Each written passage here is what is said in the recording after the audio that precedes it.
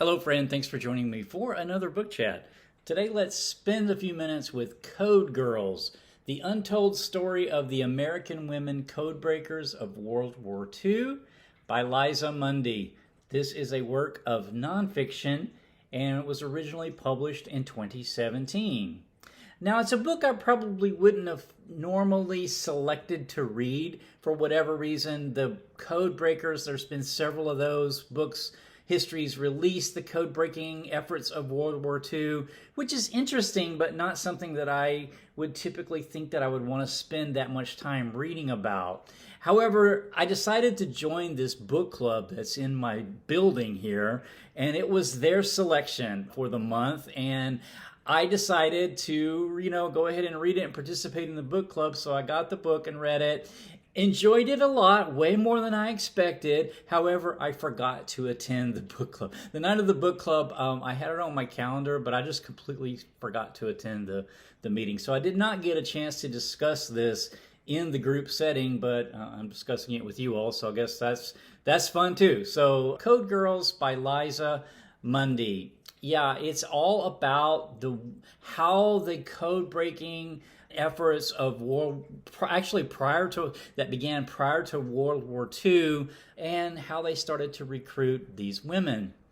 How that started, the book really starts at that point, like the fall of 1941. So prior to the U.S.'s entry into World War II, which did not happen until December of 1941 with the attack on Pearl Harbor. But the young women who were in college at the Seven Sisters liberal arts colleges in the Northeast, sort of the exclusive, or at least the very prestigious Seven Sisters, started getting these letters. These women, typically they were studying some subjects like math or English or foreign languages or astronomy, something like that.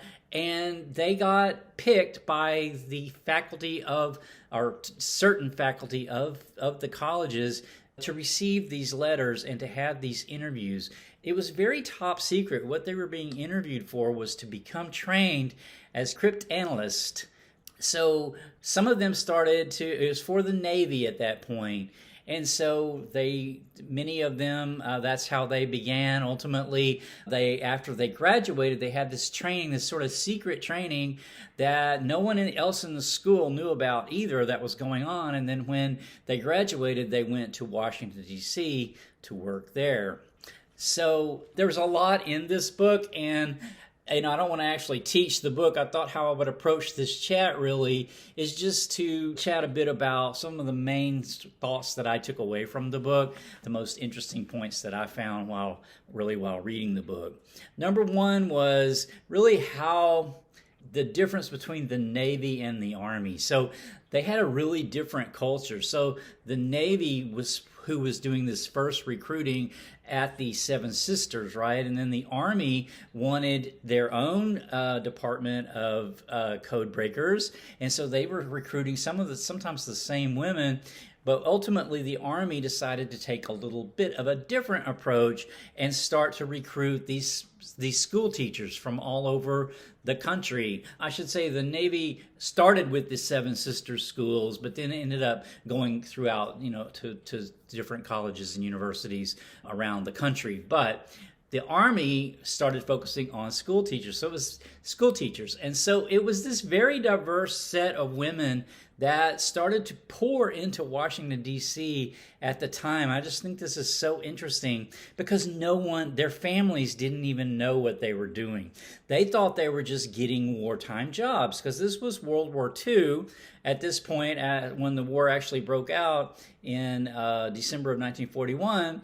Women were in the workplace because it was a war effort. So there was this sort of social agreement that women were going to be in the workplace to take the place of the men that were in the armed forces fighting the war. And then when the war was over, they were going to return to the life as before, right? And they were going to leave the workplace. And this is actually also was the philosophy among the code breakers largely. And most of them did, actually. When the war was over, they did leave their jobs and return back to, they got married and had families and joined the sort of normal social structure of the time. I think that was really interesting, although the seeds of what we saw women in the workplace and the authority they were able to take on, high positions of responsibility and things, we can see this in the code breakers. And some of them did stay behind and have full-time careers in what became the National Security Agency. I mentioned that all these women were coming into Washington, D.C. I thought it was really interesting about Arlington Hall. Arlington Hall had been I think a junior college maybe for girls. It was in Arlington, Virginia, so in the metropolitan Washington, D.C. area, just over the river into Virginia. And it was purchased by the government to be this headquarters for the Army's Cryptanalyst Center.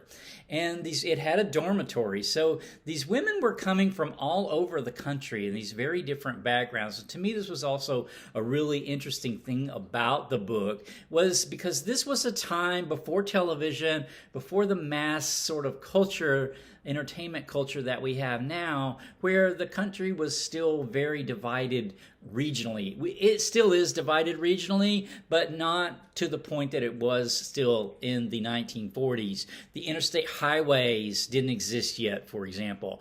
So these women weren't necessarily aware of each other's regional differences. So to them, it was this sort of adventure, like the accents. So the northern women and the southern women, sometimes they had friction with each other. The southern women, there was a couple of really good friends, and they kind of bonded. One was from Virginia, one was from Mississippi, because they had that regional cultural sort of glue that held them together. And then they had a friction with a woman from the north. So that kind of thing. We don't see that as much these days. Laughing about each other's accents, because now, of course, with television and mass media, we're used to hearing all the different accents that are in the U.S., but at the time, people weren't as familiar. And so, to me, that was really one of the more interesting things about just the cultural aspect of the book. The other thing was these women moving to a place, many times from small towns,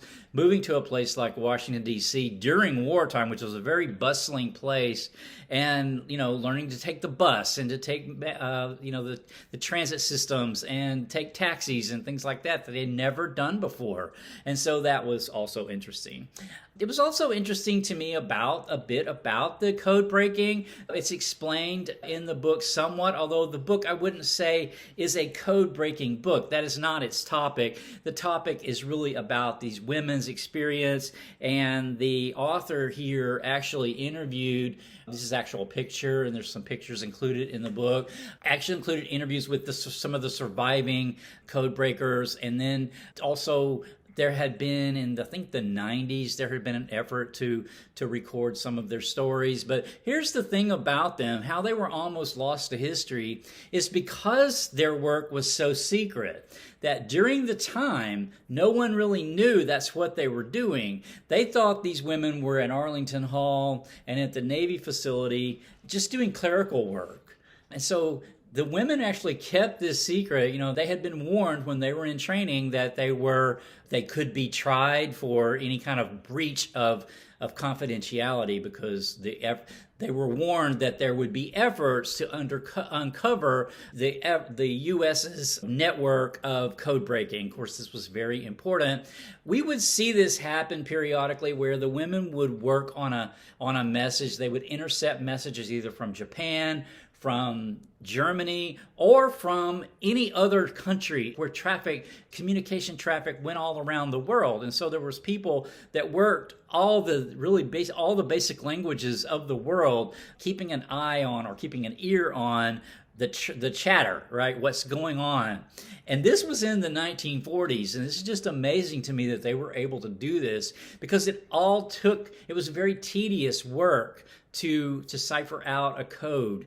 And the book goes into that in some detail. Not too much detail, though, but enough detail that we know that how diligent the women had to be in order to break the codes. And many times they did, and then they would know something well in advance. Like they would know a movement, a troop movement or something, a ship movement that was going to be going on in Japan. They would know about it. They would break the code. They would pass that along, and then they would hear in the news later that that convoy or whatever had been attacked or destroyed or whatever. And this actually caused some of them to have, most of the time they did not react to this kind of news until after the war, that what they were doing, actually people got killed.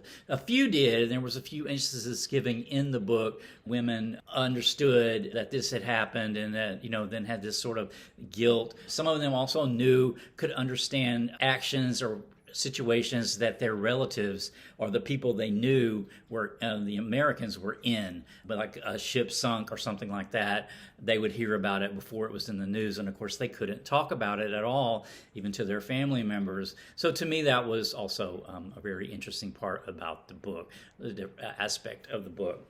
Speaking about the development of the code breaking system, it didn't start in World War II. It was actually, there was a very small unit in World War I even, but I think the U.S. had not developed their system very, very well, and they had kind of dropped it between the wars. But that little bit of history of the whole code breaking cryptanalyst kind of field to me was really interesting. England also had a very famous one, and so did Germany and Japan, obviously. So that development of that science and what it has evolved into today, to me, was one of the more interesting aspects of the book as well. Okay, I think that's all I really wanted to say about Code Breakers, the untold story of American women code breakers of World War II. This book, like I said, was published in 2017. When it was published in 2017, there was a few of them still alive, although I think one of them was 97, so I'm not sure how many of them are still alive, but I'm glad that they were able to get their story out, and we can now have this as part of our history, their efforts during World War II. So I will leave this chat there. I'm going to switch gears for my next chat. I'm going to have some fantasy again. Wheel of Time, Book 6, called The Lord of Chaos by Robert Jordan. I have already finished this book, and I will have a chat on it coming up soon. So until next time, take care. Bye.